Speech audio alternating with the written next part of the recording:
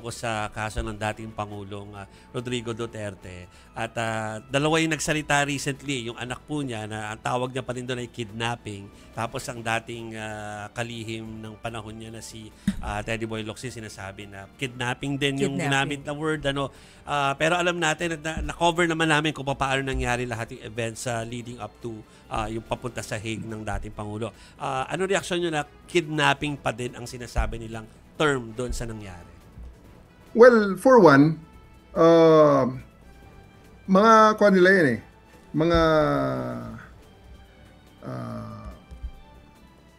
Mga opinion nila yan. So, okay lang na they can say what they want. We respect them. We respect their opinions. Pero nasa korte na yan at dapat ng pabayaan ng korte na mag-decide at talagang mag-pronounce kung ano ba talaga ang nangyari na yan. And you know, about Teddy Boy Locsin, I think he was a member of the House when RA 9851 was enacted. And no member of the House voted against RA 9851 or abstained from voting on that. So, RA 9851 authorized the government to surrender to appropriate international tribunal any Filipino charged with crimes against humanity. So, I don't think that Teddy Boy Locsin can now complain if RA 9851 was used by the government to surrender Duterte to the ICC. So I think he has the chance to make his protestations against the law, but he did not. He is a member of the House of Representatives during the time, and I believe sa ngayon ay ini-implement lang natin ang batas na ginawa niya mismo. Yes.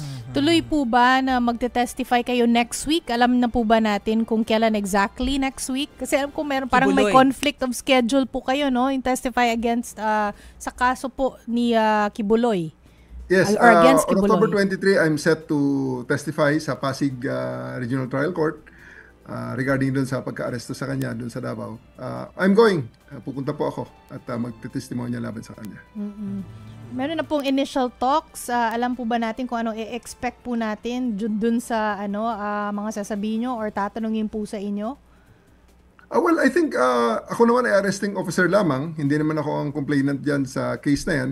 So I expect that the prosecution will present me in the matters regarding dun sa pagka-arrest sa kanya.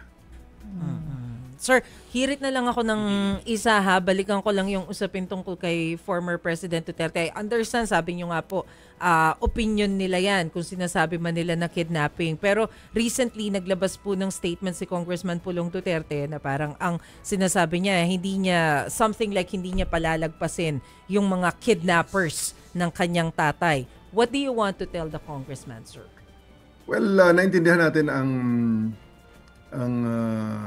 sa loobin ni Congressman Pulong Duterte kasi siyempre tatay niya yung apektado regarding this matter. Pero sa akin naman bilang isang pulis na nagpatupad at nanguna doon sa pag-implement ng ICC arrest warrant na yon based on the request of the Interpol, I believe na yan ay part lamang ng trabaho at ginawa naman natin ng tama ang ating tungkulin.